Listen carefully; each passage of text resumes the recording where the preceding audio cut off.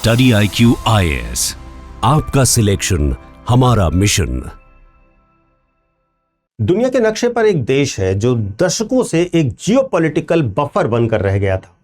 दो महाशक्तियों भारत और चीन के बीच में दबा हुआ एक ऐसा देश जिसे दुनिया सिर्फ पहाड़ों और पर्यटन के लिए जानती थी, लेकिन इस शांति के पीछे था एक सड़ता हुआ सिस्टम। एक देश जो 36 साल से बर्बाद हो रहा था और जहां हर साल एक नया प्राइम मिनिस्टर आता था और देश को लूट कर चला जाता था, जहां लोग रोज 1700 नौजवान देश छोड़कर जाते थे रोजगार की तलाश में, और जहां सड़कें टूटी थीं, बिजली नहीं थी और भ्रष्टाचार का राज था। लेकिन फिर अचानक कुछ ऐसा हुआ जो किसी ने सोचा ही नहीं था। 2025 की एक सर्द दोपहर ने सब कुछ बदल दिया, जब जेन ज़ी ने यह तय किया कि अब रेमिटेंस इकोनॉमी का हिस्सा बनकर वह विदेशों में पसीना नहीं बहाएंगे। एक रैपर, एक इंजीनियर, एक मेयर बन गया नेपाल का प्राइम मिनिस्टर, और उसने सिर्फ 3 हफ्तों में वह करके दिखाया जो 36 साल से किसी ने करने का साहस नहीं दिखाया था। एक पूर्व प्राइम मिनिस्टर को गिरफ्तार किया जाता है, मंत्रियों और अधिकारियों के बच्चों को सरकारी स्कूल में डाला जाता है और वीआईपी काफिले पूरी तरीके से देश में बंद कर दिए जाते हैं। आज की कहानी किसी फिल्म की कहानी नहीं है, यह कहानी है बालेन शाह की, और एक स्ट्रक्चरल इंजीनियर जिसने राजनीति का स्ट्रक्चरल ऑडिट कर दिया, एक रैपर जिसने सत्ता की ताल बिगाड़ दी। नेपाल के उस नायक की कहानी है जिसे आज पूरी दुनिया देख रही है। नमस्कार दोस्तों, मैं हूं डॉक्टर पंकज मिश्रा और स्वागत है आपका स्टडी IQ IAS पर। आज हम एक अलग एपिसोड कर रहे हैं, थोड़ा अलग एपिसोड कर रहे हैं। आज हम अपने पड़ोसी देश नेपाल की बात कर रहे हैं, लेकिन सिर्फ नेपाल की नहीं बल्कि उस बदलाव की बात करेंगे जो पूरी दुनिया के यंग जनरेशन के को इंस्पायर कर रहा है। आज सबसे जरूरी बात जो करेंगे वह यह है कि वो सवाल पूछेंगे जो हर भारतीय को खुद से पूछना चाहिए। तो बने रहिए, इस एपिसोड को आप पूरा देखेंगे, गारंटी है इस बात की। दोस्तों, सबसे पहले समझते हैं कि नेपाल में क्या हुआ। आखिर नेपाल की हालत इतनी खराब कैसे हुई। 1990 में नेपाल में लोकतंत्र आता है, बहुदलीय लोकतंत्र की स्थापना की गई। लोगों को उम्मीद थी कि अब ग्राउंड लेवल पर चीजें बदल जाएंगी, लेकिन क्या हुआ? पहले 18 साल में 14 प्रधानमंत्री बनते हैं, मतलब लगभग हर साल एक नया प्राइम मिनिस्टर। कोई काम नहीं, बस म्यूजिकल चेयर चल रही थी नेपाल में। 2006 में माओवादी आंदोलन होता है और राजशाही खत्म हो जाती है नेपाल से। 2008 में नेपाल को रिपब्लिक घोषित किया जाता है। फिर उम्मीद जगी, लोगों ने सोचा कि अब शायद सब कुछ बिल्कुल ठीक होगा। 2015 में नेपाल नया संविधान अडॉप्ट करता है, लोगों में उम्मीद फिर से जगी, लेकिन हर बार वही पुराने चेहरे, वही भ्रष्टाचार, वही लूट। केपी शर्मा ओली हो, पुष्प कमल दहल प्रचंड हो, या फिर शेर बहादुर देवबा, ये सब नाम बदल बदल कर पीएम की कुर्सी पर बैठते रहे, देश को उसी प्रकार से लूटते रहे। ऐसा लगता था कि इन्होंने आपस में समझौता कर लिया है कि 2 साल तुम लूटो, 2 साल मैं लूटूंगा। और आम जनता को इस सब के बदले क्या मिल रहा था? महंगाई, बिजली का संकट, टूटी सड़कें, बेरोजगारी, भ्रष्टाचार का साम्राज्य, यह सब जनता को मिल रहा था। और सबसे दर्दनाक आंकड़ा इन सब में जो था वह था रोज 1700 नौजवान अपना हर एक दिन देश छोड़कर जा रहे थे। गल्फ कंट्रीज, मलेशिया, ऑस्ट्रेलिया, कहीं भी जाओ आपको नेपाली मिलेंगे। नेपाल की जीडीपी का 25 से 30% हिस्सा सिर्फ उन पैसों से आता है जो विदेशों में काम कर रहे नेपाली घर भेजते हैं। आप कल्पना करिए, एक देश जिसकी जीडीपी का 1/4 सिर्फ इस पर टिकी हो कि उसके बच्चे विदेशों में जाकर के पसीना बहाएंगे। इंजीनियर्स हैं, नर्सेज हैं, आईटी प्रोफेशनल्स हैं, सब पढ़े लिखे नौजवान हैं, लेकिन अपने देश में उन्हें कोई काम ही नहीं मिल रहा है। अर्थशास्त्र की भाषा में इसको डच डिसीज का एक वेरिएंट कह सकते हैं। सरकार को नेपाल में इंडस्ट्री लगाने की तो जरूरत ही नहीं थी, क्योंकि उनके पास एक्सपोर्ट करने के लिए अपने खुद के देश के बच्चे थे। जब देश का युवा बाहर जाकर कतर या मलेशिया में बुनियादी ढांचा बना रहा था, तब काठमांडू की सत्ता की गलियारों में करप्शन 2.0 चल रहा था। और यह उन बड़े नेताओं के बेटे सोशल मीडिया पर आप देखेंगे तो लग्जरी लाइफ दिखा रहे थे, imported cars, foreign trips, designer clothes, और जबकि उनके पिताजी देश को लूट रहे थे और उसी पैसे से वो ये सब दिखा रहे थे। और यही बना इस तूफान की नींव जो 2025 में आया। भ्रष्टाचार यहां ओकेजनल नहीं था, वास्तव में इंस्टीट्यूशनल था। 1990 के बाद से 18 सालों में 14 प्रधानमंत्री, सत्ता की इस अस्थिरता ने एक ऐसी क्लेप्टोक्रेसी को जन्म दिया जहां नौकरशाही और राजनीति दोनों का मकसद बिल्कुल सेम था, और वह था किसी भी प्रकार से लूट करना। सितंबर 2025 जब तानाशाह डरते हैं तो वे सबसे पहला हमला करते हैं आवाज पर। नेपाल सरकार ने एक ऑर्डर निकाला कि सोशल मीडिया प्लेटफॉर्म्स को रेगुलेट करो वरना बैन करेंगे। 26 सोशल मीडिया प्लेटफॉर्म्स बंद किए गए, यूट्यूब, फेसबुक सब बंद कर दिया गया। लेकिन वे भूल गए कि जिस पीढ़ी को उन्होंने इंटरनेट से वंचित किया है, जिससे उन्होंने इंटरनेट छीना है, उस पीढ़ी के पास खोने के लिए इसके सिवा कुछ था ही नहीं। अब तक नेपाल का जो युवा था वो सोशल मीडिया पर गुस्सा निकाल रहा था, नेताओं के भ्रष्टाचार को एक्सपोज कर रहा था, मिनिस्टर्स के बेटों की रईसी दिखा रहा था, लेकिन वह भी उसे छीन लिया गया। 8 सितंबर 2025 को हजारों जेनजी युवा काठमांडू की सड़कों पर उतर आए और फिर पूरे नेपाल में। लेकिन यह सिर्फ सोशल मीडिया बैन के खिलाफ प्रोटेस्ट नहीं था, यह था 36 साल के उस भ्रष्ट सिस्टम के खिलाफ विस्फोट। और तब केपी शर्मा ओली ने वह गलती की जो हर तानाशाह करता है। उन्होंने पुलिस को आदेश दिया कि ताकत से इसको कुचल दो। 4 घंटे तक लगातार पुलिस बिना रुके फायरिंग करती रही। 18 प्रोटेस्टर्स की जान चली गई, लेकिन यह उन्होंने तो आग बुझाने की कोशिश की थी जिससे आग और भड़क गई। नेपाल की सेना से भी उन्होंने आदेश दिया कि प्रोटेस्टर्स पर गोली चला दीजिए। सेना ने कहा नहीं, हम अपने देश के नागरिकों पर गोली नहीं चला सकते। और यही वह ऐतिहासिक मूवमेंट था जब केपी शर्मा ओली को त्यागपत्र देना पड़ा। कुल मिलाकर 77 लोगों की जान गई, 2300 से ज्यादा लोग सीवियरली घायल हुए। यह राजनीति का वह ब्लैक स्वॉन मूवमेंट था जिसने पुराने ढांचे के ढहने की आवाज इतनी तेज थी कि उसे बीजिंग और दिल्ली तक बहुत ही साफ साफ सुना जा सकता था। एक और खास बात यह है कि उस दौरान भारत के कई बुद्धिजीवी और कई मेन स्ट्रीम मीडिया ने क्या कहा, उन्होंने इसका मजाक उड़ाया। जेनजी बच्चे हैं, नासमझ हैं, नेपाल में आग लगा देंगे, नेपाल को जला रहे हैं, यह एनार्की है। और इतिहास ने यह साबित किया, अब तक के इतिहास ने यह साबित किया कि नेपाल में सब कुछ बेहतर होने की तरफ चल रहा है। कहीं ना कहीं उन्हें समझने में थोड़ी गलती तो हुई। अब आते हैं उस शख्स पर जिसके लिए आप यहां तक रुके हुए हैं, बालेन शाह। उम्र 35 साल, पेशे से स्ट्रक्चरल इंजीनियर हैं, शौक से रैपर हैं और अनुभव है इनको काठमांडू के मेयर होने का। यह आदमी प्रोटेस्ट का लीडर नहीं था। बालेन शाह कोई एक्सीडेंटल हीरो नहीं है। यह एक तरीके से आप कहिए वह एक गणित की सटीकता और कवि के जुनून का मिश्रण है। सितंबर 2025 में प्रोटेस्ट के बीच में उनका एक गाना नेपाल हंसे को, यानी कि नेपाल मुस्कुरा रहा है, 1 करोड़ से ज्यादा बार यूट्यूब पर देखा गया। और बालेन शाह की आवाज लिटरली और मेटामॉर्फिकली पूरे आंदोलन की आत्मा बन जाती है। और यह था इनका बैकग्राउंड। जब चुनाव अनाउंस होते हैं तो बालेन शाह ने राष्ट्रीय स्वतंत्र पार्टी यानी आरएसपी ज्वाइन की। अब उन्होंने आरएसपी से जब हाथ मिलाया तो उन्होंने वोट नहीं मांगा, उन्होंने मैंडेट फॉर चेंज मांगा। और फिर जो पार्टी पिछले कुछ साल पहले ही बनी थी उसने 275 में से 182 सीटें जीत ली, 125 डायरेक्ट सीटें जीतते हैं, 57 प्रोपोर्शनल रिप्रेजेंटेशन वाली सीटें जीतते हैं। 1959 के बाद पहली बार किसी एक पार्टी को इतना बड़ा मैंडेट मिलता है। नेपाल की जनता ने बोल दिया था कि अब पुराने लोग नहीं चाहिए, नया नेपाल चाहिए।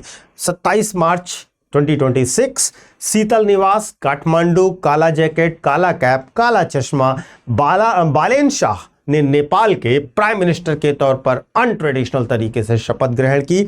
नेपाल के सबसे युवा प्राइम मिनिस्टर बनते हैं। दशकों में पहली बार कोई बाहरी जो सिस्टम के बाहर हो ऐसा इंसान सत्ता में आता है। और टाइम मैगजीन ने 2026 के 100 मोस्ट इन्फ्लुएंशियल पीपल में उनको शामिल किया है। दोस्तों, यहां से शुरू होती है नेपाल की असली कहानी जिस पर हम बात करने वाले हैं। पहली कैबिनेट मीटिंग में बालेन शाह ने 100 पॉइंट एजेंडा पेश किया। अब देखिए उस एजेंडा में खास बातें क्या थी। सबसे पहले डिजिटल फर्स्ट गवर्नेंस की बात की गई। Passport, citizenship certificate, driving licence और ये सब अब डोर स्टेप डिलीवरी किए जाएंगे 100 दिनों के अंदर, गारंटीड। न सरकारी दफ्तर जाना है, न घंटों लाइन में खड़े रहना है, न बाबू को एक भी पैसे देने हैं, यानी कि भ्रष्टाचार की पूरी गुंजाइश खत्म। दूसरा, मंत्रालयों की कमी छटाई की गई। 22 मंत्रालय थे नेपाल में और अब बन गए हैं 16-17 मंत्रालय केवल। हर मिनिस्ट्री को एक टाइम बाउंड एक्शन प्लान दिया गया है, डेडलाइंस दी गई हैं, रिस्पॉन्सिबिलिटीज तय की गई हैं, अकाउंटेबिलिटी तय की गई है कि जो काम नहीं करेगा उसको जवाब देना पड़ेगा। तीसरा, जो बहुत व्यापक तौर पर पब्लिक को प्रभावित करता है, वीआईपी काफिले बंद कर दिए गए हैं। नेपाल के नए होम मिनिस्टर सुडान गुरांग ने कहा है कि 50 गाड़ियों का काफिला अब इस देश में नहीं चलेगा, सायरन बजाकर रास्ता साफ करवाना नहीं चलेगा और आदमी घंटों तक ट्रैफिक में इंतजार करता रहे, यह नेपाल में अब नहीं होगा। कोई वीआईपी कॉन्वॉय नहीं होगा, कोई रोड ब्लॉकेज नहीं होगा, नेता भी उसी ट्रैफिक में जाएंगे जिसमें आम जनता जाती है। और सबसे क्रांतिकारी कदम जो इन्होंने उठाया वह था सरकारी स्कूल। यह ध्यान से जरूर सुनिएगा, सरकारी अधिकारियों और पब्लिक सर्वेंट्स और नेताओं के बच्चे अब सिर्फ सरकारी स्कूल में पढ़ेंगे। सिंपल लॉजिक है, अगर तुम्हारा बच्चा उस टूटे फूटे सरकारी स्कूल में पढ़ेगा तो तुम खुद उसे ठीक करवाओगे। जब तक तुम खुद सरकारी स्कूल नहीं सुधारते, तुम्हारे बच्चे वहीं पढ़ेंगे। और ऐसा सोचना और करना बहुत मुश्किल है, हाँ, कम से कम हमारे देश में भी। अब अगला बड़ा ऑर्डर देखिए और आपको यह बहुत इंटरेस्टिंग लगेगा, आप इसको कनेक्ट कर पाएंगे। नेताओं की तस्वीरें हटाने का निर्णय लिया गया। गवर्नमेंट ऑफिसेज की दीवारों से जीवित नेताओं की सारी तस्वीरें हटवा दी गई। ये कौन लोग हैं? क्या उनकी तस्वीर लगाने से गवर्नेंस पर कोई असर पड़ेगा? नेता काम करेंगे तो जनता उन्हें याद रखेगी, कोई तस्वीर लगाने की जरूरत नहीं है, ऐसा निर्देश दिया गया। भ्रष्टाचार की जांच, जिसको छूने से भी सब डरते हैं, 1990 से लेकर 2026 तक हर जो हाई लेवल नेता था, अधिकारी था, यहां तक कि जो राजशाही से संबंधित लोग थे, उन सबकी संपत्ति की जांच के लिए एक हाई पावर कमेटी बना दी गई है। 36 साल की लूट का सीधा सीधा हिसाब मांगा जाएगा। केपी शर्मा ओली हो, देवबा हो या प्रचंड हो, सबके खिलाफ मनी लॉन्ड्रिंग के फॉर्मल इन्वेस्टिगेशन शुरू कर दिए गए। इसके साथ साथ डिजिटल ट्रांसपेरेंसी प्लेटफॉर्म शुरू किए गए हैं, जहां पर हर मिनिस्ट्री का काम पब्लिकली मॉनिटर्ड होगा। हर डेडलाइन को, हर प्रोग्रेस रिपोर्ट को जनता सीधे देख सकेगी, क्वेश्चन उठा सकेगी। सरकार का काम किसी भी तरीके से जनता से छुपाया नहीं जाएगा। और इसके साथ साथ एक भावनात्मक निर्णय भी कि शहीद परिवारों के बच्चों को नौकरी दी जाएगी। 2025 के प्रोटेस्ट में मारे गए कम से कम 20 युवाओं के परिवारों से एक सदस्य को नौकरी देने का निर्णय लिया गया है, वह भी 1 महीने के अंदर अंदर। एक प्रॉमिस था जो निभाया गया। अब 28 मार्च 2026 की सुबह 5 बजे की बात है, काठमांडू में एक लॉन्ग कन्वॉय निकलती है। पुलिस व्हीकल्स थी पूरे गेयर में, वे जा रहे थे पूर्व प्रधानमंत्री केपी शर्मा ओली के घर। नेपाल के इतिहास में पहली बार किसी पूर्व प्रधानमंत्री को इस तरह से गिरफ्तार किया गया है। होम मिनिस्टर ने यह कहा, सोशल मीडिया पर लिखा, a promise is a promise. जब गिरफ्तारी की नींव पड़ी, और इस गिरफ्तारी की नींव पड़ी कैसे? वास्तव में गौरी बहादुर कार्की कमीशन बना था, जिसने 907 पेज की रिपोर्ट दी थी। यह कमीशन सितंबर 2025 के प्रोटेस्ट क्रैकडाउन की जांच कर रही थी। रिपोर्ट में कहा गया कि केपी शर्मा ओली और पूर्व होम मिनिस्टर क्रिमिनल नेग्लिजेंस के दोषी हैं। 4 घंटे तक बिना रुके पुलिस फायरिंग एक क्रिमिनल नेग्लिजेंस थी और उसी नेग्लिजेंस की वजह से इन लोगों की जानें गईं। कमीशन की सिफारिश थी इन्हें 3 से 10 साल तक की सजा दी जाए। बालेन शाह ने अपनी पहली कैबिनेट मीटिंग में ही डिसाइड कर दिया कि इस रिपोर्ट को इंप्लीमेंट करेंगे। उन्होंने कहा एक वर्ड के साथ जो पूरी दुनिया ने सुना, और वह था a promise is a promise. लेकिन दोस्तों, हम थोड़ा सा ऑनेस्ट और रहेंगे। बालेन शाह की शुरुआत निश्चित तौर पर एक्सप्लोसिव है, लेकिन आगे का रास्ता इतना आसान नहीं है। इकोनॉमिक टारगेट्स की अगर हम बात करें, नेपाल की जीडीपी आज करीब 42 मिलियन है। आरएसपी ने लक्ष्य रखा है अगले 5 से 7 साल में 100 बिलियन डॉलर की इकोनॉमी बनाने का, और इसके लिए उन्हें चाहिए 7% की GDP growth rate. Historical average Nepal का रहा है महज 4% का।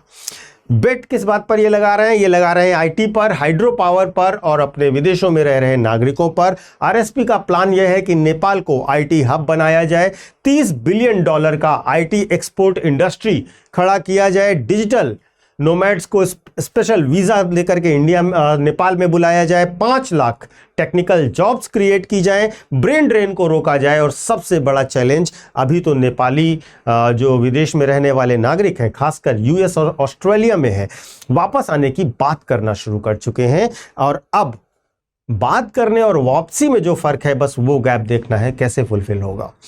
यहां देखने की बात यह है कि अब सिर्फ सेंटीमेंट नहीं, डेटा मायने रखेगा, नौकरियां बनेंगी, सिस्टम सुधरेगा, तो यह बात क्लियर होगी आगे आने वाले महीनों में। हालांकि शुरुआती कदम तो अच्छे दिख रहे हैं।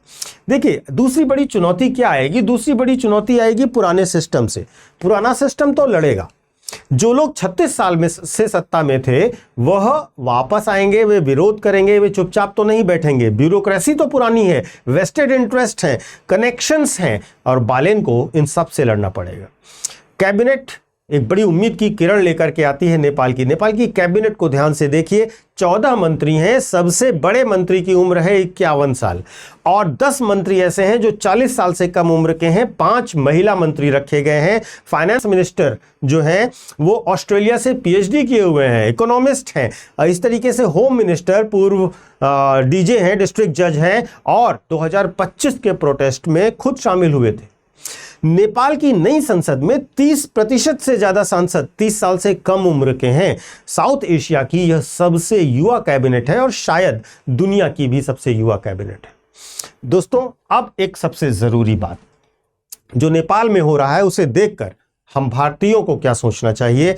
वीआईपी काफिले, अगर आप देखिए, हमारे यहाँ 50 गाड़ियों का काफिला निकलता है, लोग आधे घंटे तक ट्रैफिक में खड़े रहते हैं, परेशान होते हैं, एम्बुलेंस फंसी रहती हैं। क्या जरूरत है इसकी? कोई ज़रूरत है क्या इंडिया में? मंत्रियों के बच्चे और स्कूल के नज़रिए से अगर हम देखें तो नेपाल में कहा गया कि मंत्रियों के बच्चे सरकारी स्कूल में पढ़ेंगे। हमारे यहाँ केंद्रीय मंत्रियों के बच्चे यूएस और यूके में पढ़ते हैं, इंडिया में ही नहीं पढ़ते।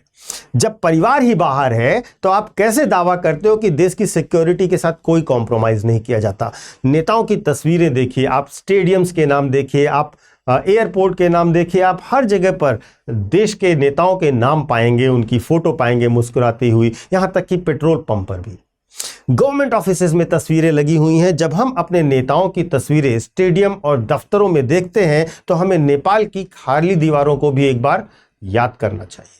जब हम घंटों ट्रैफिक में मंत्रियों के काफिले के लिए खड़े रहते हैं, एम्बुलेंस में लोगों की जान चली जाती है, तो हमें काठमांडू की सड़कों की तरफ भी देखना चाहिए। जब हम कहते हैं कि हमारे पास डिजिटल इंडिया है, यूपीआई है, हम विश्व गुरु हैं, लेकिन क्या हम अपने मंत्रियों के काम को ट्रैक कर सकते हैं? प्रोजेक्ट्स कितने पर चल रहा है, किस स्थिति में है, कितना एक्सपेंसेस हो रहा है, कितना फालतू का पैसा खर्च हो रहा है? गवर्नमेंट के पास हमारा डेटा है, यहां तक कि आपके हर एक माइन्यूट मूवमेंट का भी डेटा है, लेकिन हमारे पास गवर्नमेंट का डेटा कोई नहीं पहुंचता है। ट्रांसपेरेंसी एक तरफा बढ़ती जा रही है। जो नेपाल में बहुत महत्वपूर्ण रूप से कहा गया, बालेन शाह ने कहा कि स्टेट और रिलीजन अलग अलग रहेंगे, कोई कम्युनल पॉलिटिक्स नहीं होगी। और जब रिलीजन और पॉलिसीज अलग अलग होती हैं, असली में तभी काम अलग से दिखता है और तब काम को छुपाना मुश्किल होता है। दोस्तों, नेपाल 2008 में रिपब्लिक बना था। उस वक्त भी यही उम्मीद थी, उस वक्त भी यही जोश था, और तब भी हुआ यह कि वही नेता, करप्ट नेता फिर से लौट कर आए, वही करप्शन हुआ। इसीलिए इस बार नेपाल के पास फेल होने का ऑप्शन नहीं है। बालेन शाह के कंधों पर लाखों नौजवानों की उम्मीदें हैं, उन 77 लोगों का बलिदान है जिन्होंने अपनी जान दी, और उन 20 परिवारों, उन 20 शहीदों का भी बलिदान है जिनके परिवार आज भी इंतजार में हैं। क्या बालेन शाह वो कर पाएंगे जो कोई नहीं कर पाया? यह नेपाल क्या सच में बदल पाएगा? क्या जेन ज़ी दुनिया को यह दिखाएगी कि बदलाव संभव है? बालेन शाह सफल होंगे या नहीं सफल होंगे, यह तो भविष्य तय करेगा। लेकिन आज एक चीज जरूर साबित हो गई है कि कोई भी सिस्टम अजेय नहीं होता। स्टेटस को बदला जा सकता है बशर्ते आपके पास विजन हो, विज्ञान हो और आवाज हो। इतिहास गवाह है कि जब युवा जागता है तो सरहदें नहीं, सिर्फ इतिहास बदलता है। नेपाल मुस्कुरा रहा है, क्या हम सुन रहे हैं? हम ट्रैक करते रहेंगे नेपाल के इस डेवलपमेंटल मॉडल को भी और आपसे बात करते रहेंगे। आप हमें बताइए, कमेंट में लिखिए कि क्या आपको लगता है बालेन शाह नेपाल को बदल सकते हैं। अगर आपको आज का एपिसोड अच्छा लगा हो तो जरूर शेयर कीजिएगा उन दोस्तों को जो सोचते हैं कि सिस्टम कभी बदल नहीं सकता, क्योंकि नेपाल ने यह साबित किया है कि होता है, बदलता है। मैं आपको अपने सोशल मीडिया हैंडल्स बता देता हूं। यूपीएससी मेंटोर पंकज सर के नाम से आप मुझे कनेक्ट कर सकते हो इंस्टा और टेलीग्राम पर, जहां पर आपको मेरे सारे वीडियोस के लिंक मिल जाएंगे और आप अपडेटेड रहेंगे। इसके साथ साथ वे बच्चे जो यूपीएससी की तैयारी करना चाहते हैं, जिनका लक्ष्य 2027, 2028, 2029 है, वे हमारे बैचेस से जुड़ सकते हैं, क्योंकि हमारे बैचेस 27 अप्रैल से शुरू हो रहे हैं। बैच की डिटेल्स आप डिस्क्रिप्शन बॉक्स में दिए गए लिंक हमारे ऐप या वेबसाइट पर जाकर देख सकते हैं। और हमारे कोर्स को खरीदने से पहले यदि आप पीके को लाइव कोड का इस्तेमाल करेंगे तो आपको एक आकर्षक डिस्काउंट भी ऑफर होगा। हमारे बैचेस आपको हिंदी माध्यम में, इंग्लिश माध्यम में और बाइलिंगुअल मिल जाएंगे। धन्यवाद। स्टडी IQ IAS, आपका सिलेक्शन हमारा मिशन।